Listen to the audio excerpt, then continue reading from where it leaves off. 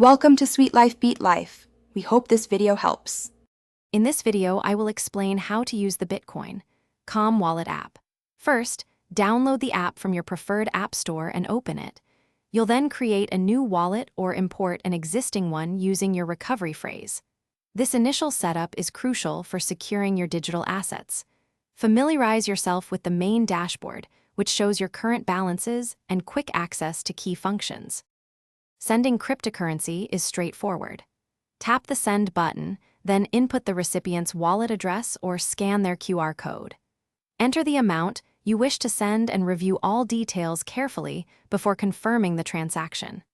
For receiving, simply tap Receive to show your unique wallet address and QR code, which you can share with others to get funds. Security is paramount when using any crypto wallet. Always back up your 12-word recovery phrase and store it in a secure, offline location. Never share this phrase with anyone. Consider enabling two-factor authentication for enhanced protection against unauthorized access. The app settings also allow you to adjust transaction fees and manage notifications to suit your preferences. Beyond basic transactions, the Bitcoin Calm Wallet app offers several advanced features.